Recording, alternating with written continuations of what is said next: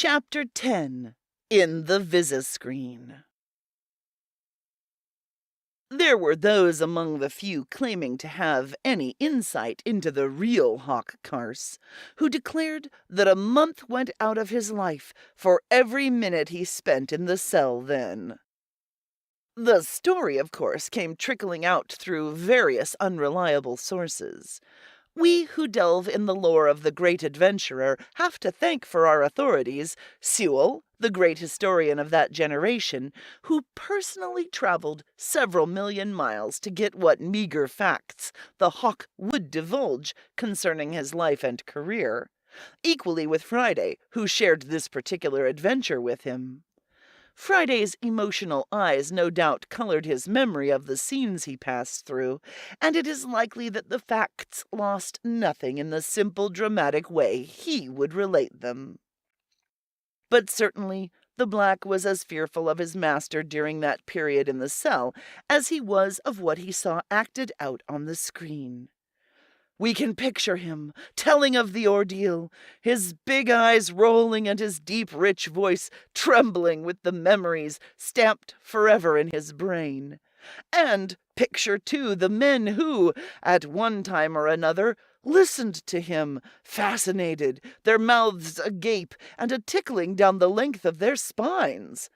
It was probably only Friday's genius as a narrator which later caused some of his listeners to swear that new lines were grooved in Carse's face and a few flaxen hairs silvered by the minutes he spent watching Elliot Lithgow strapped down on that operating table close to the beautiful surgeon fingers of Dr. KU SUI.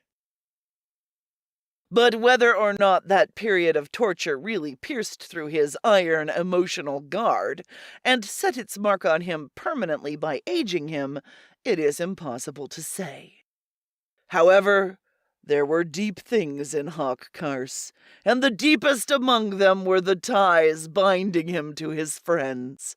There was also that certain cold vanity, and considering these, it is probable that he came very close indeed to the brink of some frightening emotional abyss, before which he had few shreds of mind and body discipline left. He re-entered the cell like a ghost. He stood very still, his hands slowly clenching and unclenching behind his back, and his pale face inclined low, so that the chin rested on his chest. So he stood for some minutes, Friday not daring to disturb him, until the single door that gave entrance clicked in its lock and opened again. At this he raised his head. 5 men came in, all coolies, 3 of whom had ray guns which they kept scrupulously on the white man and Black, while the other 2 rigged up an apparatus well up on one of the cell walls. They remained wholly unaffected the several times their dull eyes met those of the Hawk. Perhaps, being mechanicalized humans, practically robots, they got no reaction from the icy gray eyes in his strained white face. The device they attached was some 2 square feet of faintly gleaming screen, rimmed by metal and with little behind it other than 2 small enclosed tubes, a cup-like projector with wires looping several terminals on its exterior, and a length of black rubberized cable, which last was passed through one of the 5-inch ventilating slits high in the wall. Carse regarded it with his hard stare until the door clicked behind the coolies and they were once more alone. Then his head returned to its bowed position, and Friday approached the apparatus and began to examine it with the curiosity of the born mechanic he was. "Let it be, Friday," the Hawk ordered tonelessly. A dozen minutes passed in silence. The silence was outward. There was no quiet in the adventurer's head.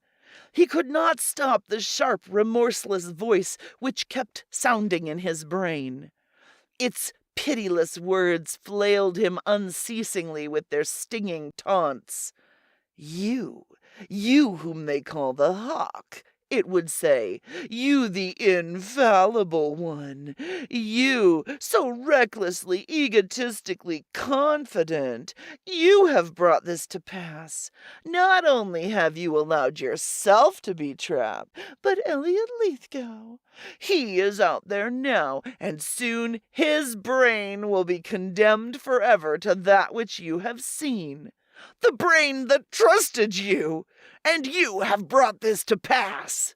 Yours the blame, the never-failing Hawk, all yours, yours, yours! A voice reached him from far away, a soft Negro voice which said timidly, "They're beginning, sir. Captain Carse, on the screen, sir, they're beginning." That was worse. The real ordeal was approaching. True, he might have thrown himself on the coolie guards who had just left, but his death would not have helped old M.S. Friday spoke again, and this time his words leaped roaring into Carse's ears. He raised his head and looked. The tubes behind the screen were crackling, and the screen itself had come to life. He was looking at the laboratory, but the place was changed. What had before been a wide circular room, with complicated machines and unnamed scientific apparatus following only its walls, so as to leave the center of its floor empty and free from obstructions, was now a place of deep shadow, pierced by a broad cone of blinding white light which shafted down from some source overhead and threw into brilliant emphasis only the center of the room. The light struck straight down upon an operating table. At its head stood a squat metal cylinder sprouting a long flexible tube which ended in a cone, no doubt the anesthetizing apparatus. A stepped-back tier of white metal drawers flanked one side of the table. Upon its various upper surfaces, an array of gleaming surgeon's tools.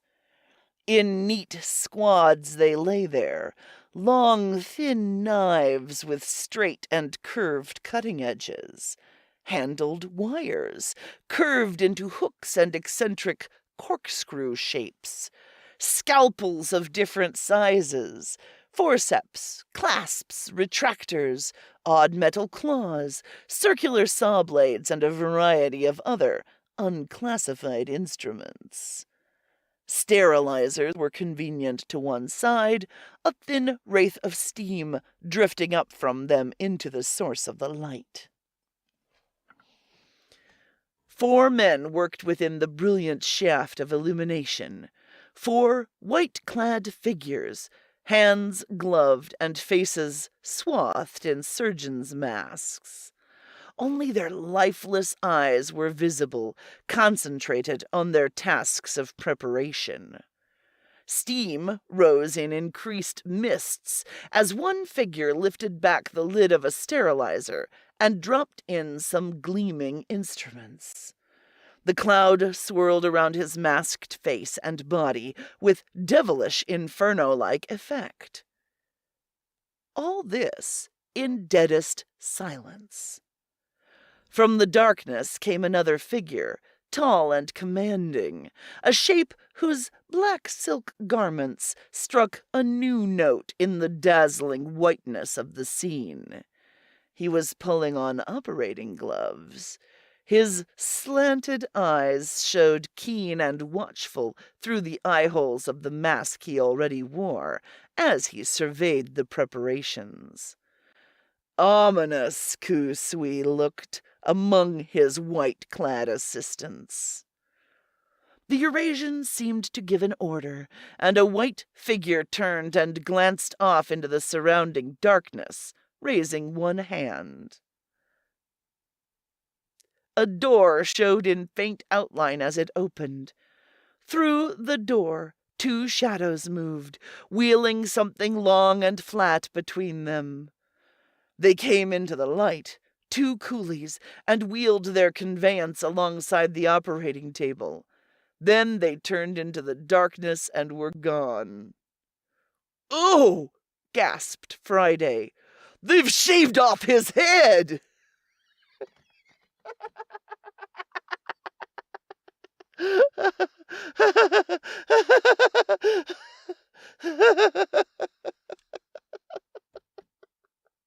That doesn't come out right.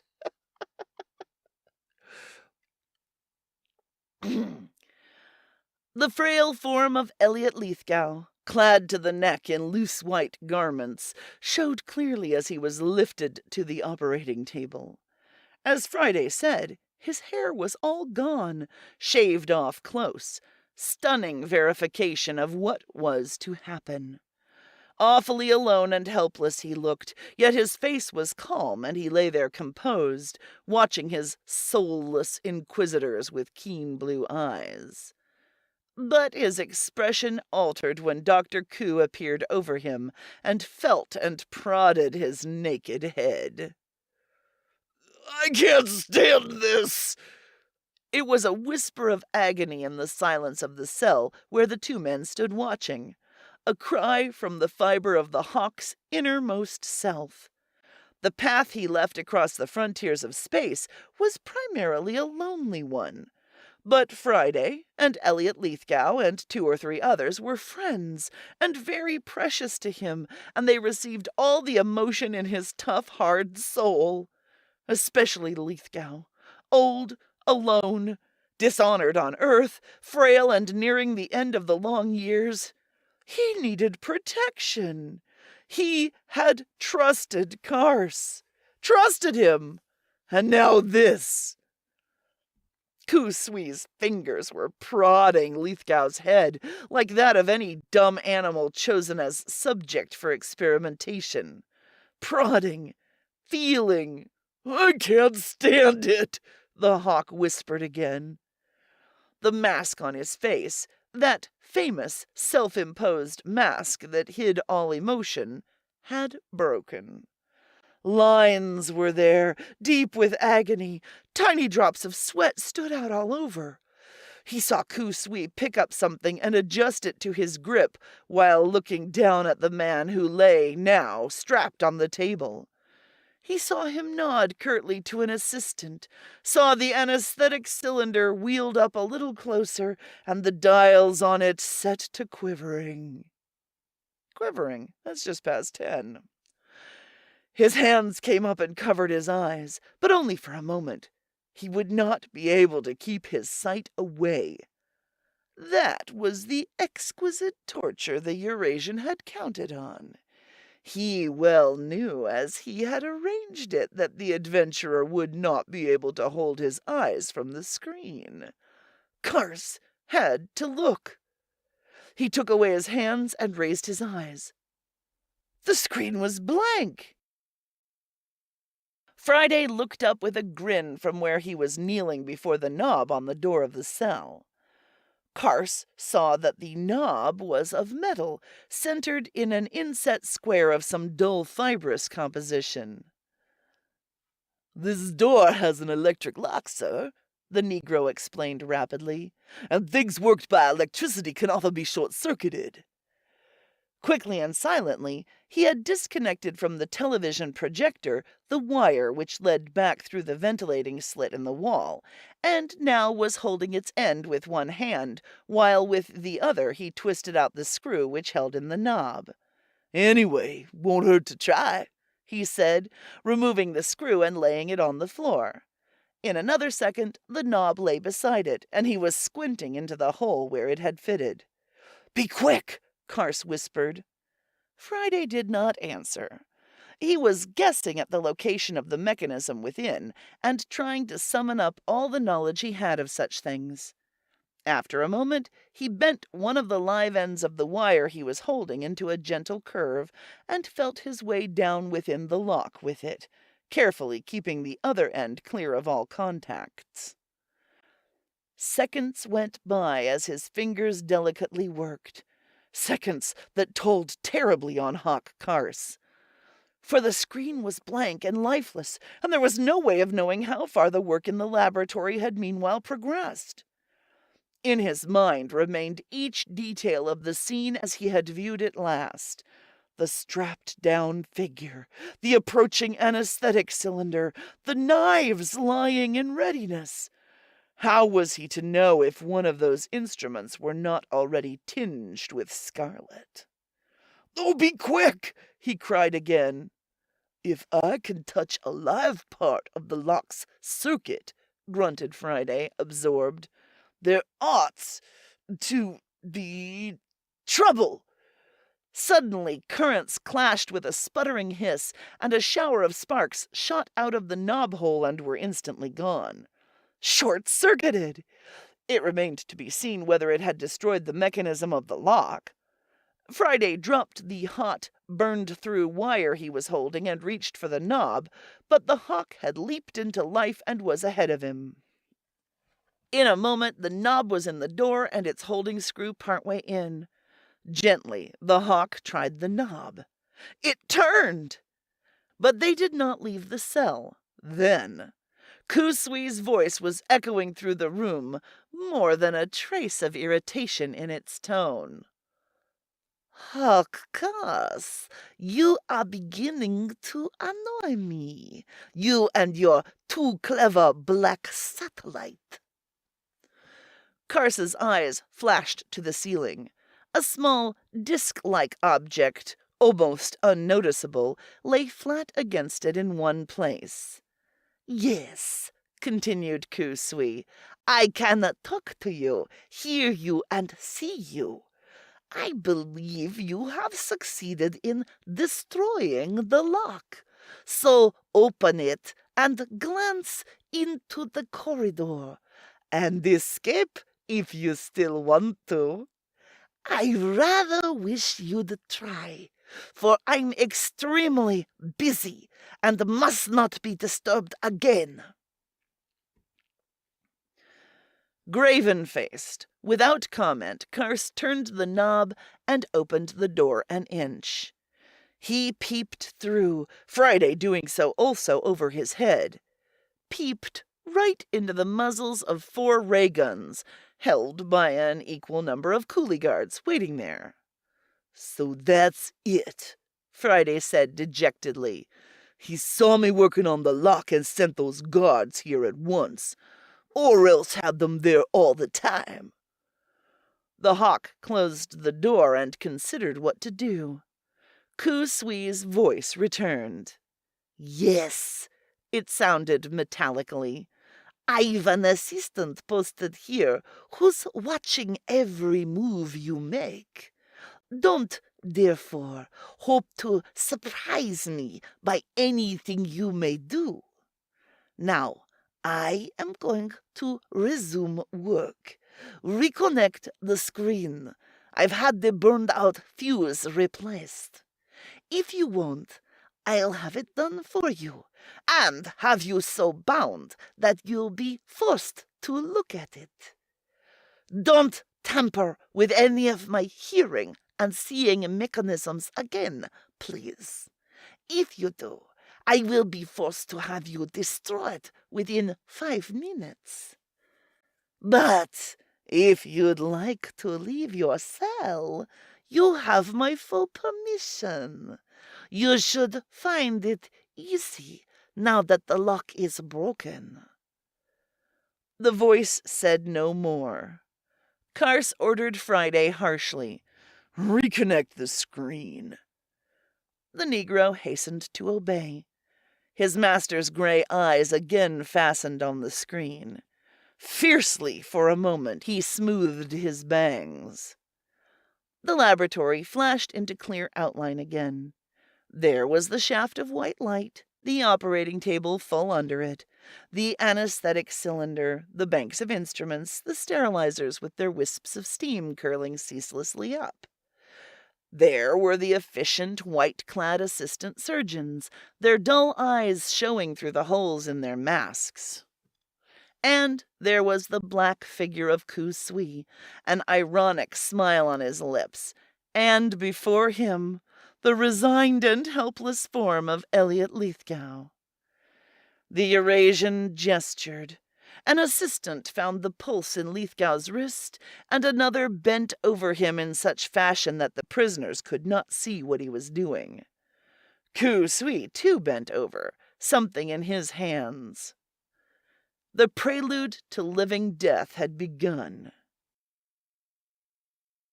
At that moment, HAWK CARSE was a different man, recovered from the weakness that had made him cry out at his friend's imminent destruction a short time before. The old characteristic fierceness and recklessness had come back to him. He had decided on action, or probable death. "I've been too cautious," he exclaimed violently in his thoughts. "Friday," he whispered sharply to the Negro, going close. "Yes, sir?" "4 men outside. A sudden charge through that door when I nod. We'll die too, by God. Willing?" Friday was held by the man's iron will to succeed or die. Without hesitation, he whispered back, "Yes, sir." Their whispers had been low. Dr. KU SUI had not been warned, for the screen still showed him bending over his victim. "You'll open the door. You're nearest. I'll go through first," the hawk murmured, and smiled at the loyalty behind the promptness of his man's grin of understanding. Then both smiles faded. The muscles of the Negro's huge body bunched in readiness for the signal as tensely he watched the flaxen-haired head close to him. Suddenly it nodded. The door swung wide, and white man and black went charging out. And immediately there burst in their ears the furious clanging of a general alarm bell, sounding throughout the whole building.